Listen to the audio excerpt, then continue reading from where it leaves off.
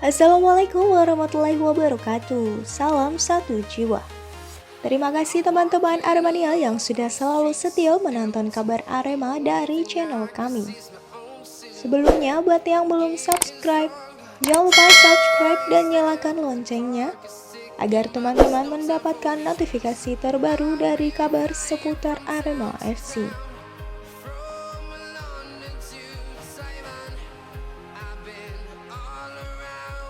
Langsung saja kita masuk ke dalam berita kali ini.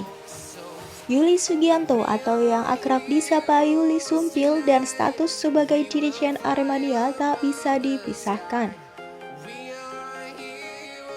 Aremania kelahiran Malang 14 Juli 1976 itu kerap berpenampilan nyentrik, yang sudah lama menjadi ciri khasnya. Mulai dari topi yang tak pernah lepas dari kepalanya, tindikan di kedua telinganya, serta kaos dan jaket Aremania yang selalu melekat di tubuhnya menjadi pemandangan wajar di tiap penampilannya. Menurutnya, atribut itu membuatnya makin semangat kala mendukung Arema di stadion ataupun dalam kehidupan sehari-hari. Banyak fakta menarik tentang kisah perjalanan hidupnya. Dari masa kecil, kehidupan keluarga, kebanggaannya sebagai Aremania, hingga kisah cintanya yang dirangkum dari berbagai sumber.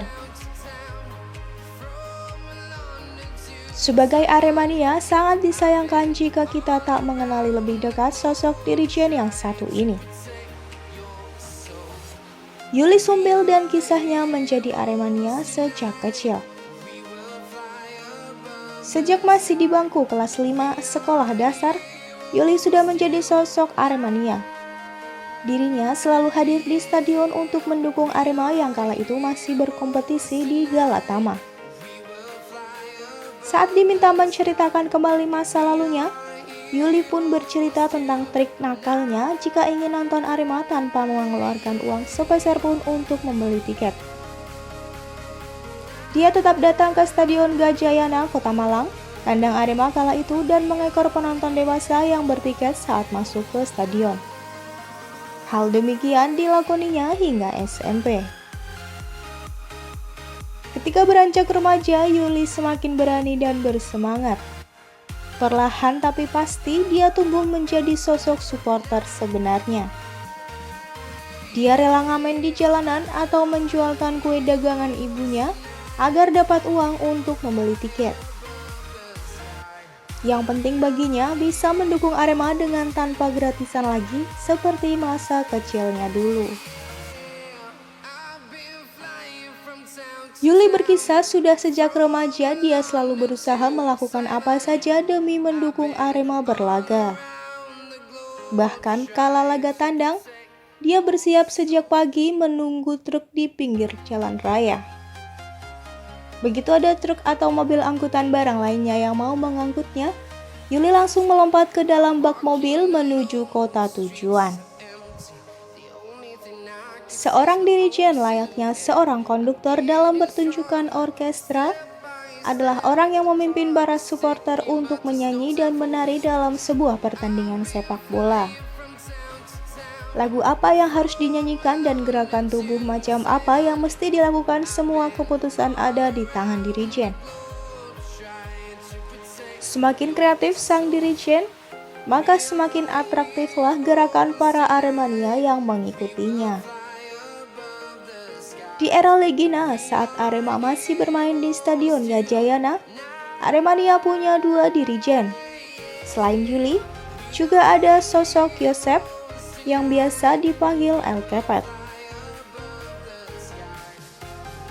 Menurut pendapat mayoritas Aremania, seseorang dipilih menjadi dirijen karena penampilannya yang menarik, ceria, dan nyentrik, dan lain-lain.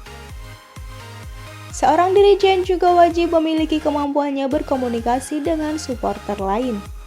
Dan yang tak kalah pentingnya adalah kemampuan membangkitkan semangat supporter untuk terus memotivasi tim yang didukungnya.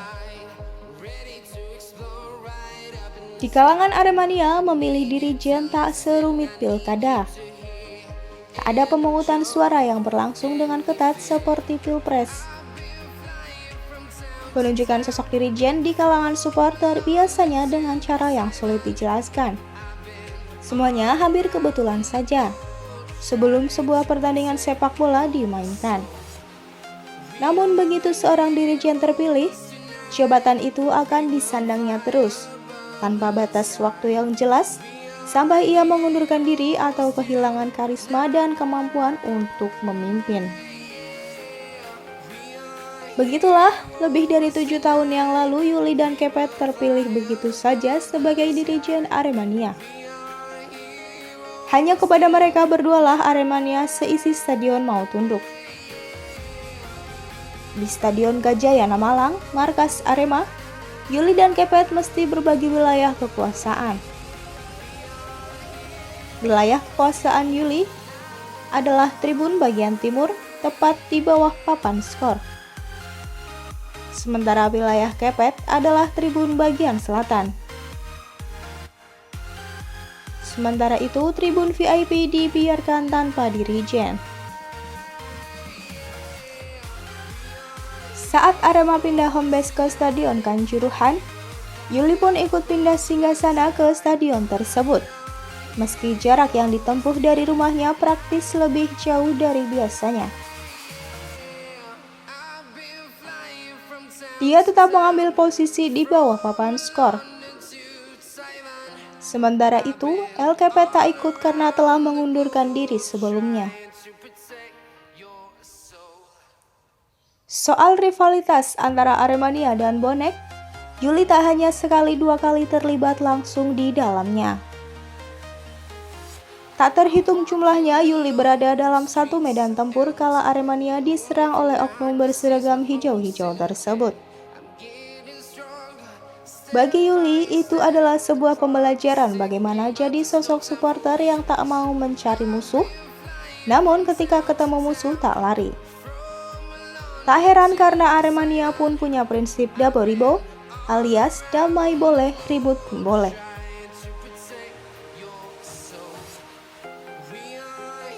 Satu di antara kisah dramatisnya bertempur melawan Bonek dalam rangka membela diri adalah ketika beberapa tahun lalu, sebelum menjadi dirijen bersama 30 orang Aremania lainnya, Yuli datang ke Jakarta untuk melihat Arema bertanding.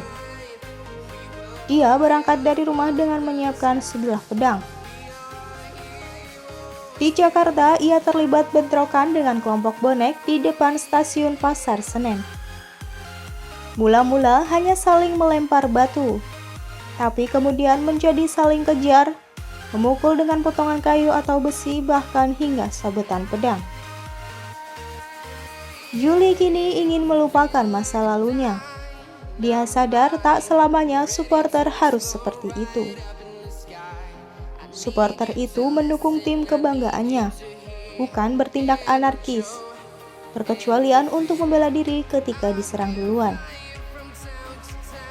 Di ruang tamu rumahnya yang sempit, ia memasang fotonya ketika bersalaman dengan mantan ketua PSSI, Agung Gumelar. Di foto itu, Yuli yang masih berambut gondrong berkaos Arema warna biru, tampak tersenyum bangga. The Conductor sendiri adalah julukan untuk Yuli Sumpil. Kiprahnya bersama beberapa dedengkot Aremania pada kisaran 1990-an mampu mengubah wajah supporter Indonesia kala itu. Yuli Sumpil bisa dianggap sebagai pelopor supporter kreatif Indonesia. Salah satu lagu yang sering dinyanyikan oleh supporter Indonesia adalah Ayo Ayo Arema. Sore ini kita harus menang. Lagu itu kemudian diikuti oleh beberapa supporter tanah air, bahkan juga untuk timnas Indonesia. Kemudian aksi koreografi menggunakan tangan. Beberapa gerakan tangan yang diperagakan Yuli mampu memperindah tarian supporter di stadion. Selain itu, Yuli Sumpil lah yang memperkenalkan kultur mania pada sepak bola Indonesia. Aksinya pada awal tahun 2000-an membuat kagum Ketua Umum PSSI kala itu Agung Gumelar. Aremania kemudian diberi predikat supporter terbaik Indonesia, bahkan Asia Tenggara. Aremania kemudian diberikan predikat supporter terbaik Indonesia bahkan Asia Tenggara. Yuli Sumbil menjadi saksi Arema FC juara Galatama pada tahun 1992. Kisah pahit degradasi ke Divisi 1 pada tahun 2003, Yuli masih setia mendampingi. Dia juga menjadi saksi Arema FC kembali ke divisi utama setahun kemudian. Juara Copa Cisamsu 2 kali pada tahun 2005 dan 2006 juga dia rasakan. Demikian berita Arema kali ini. Jangan lupa untuk terus like, komen, dan share video-video kami.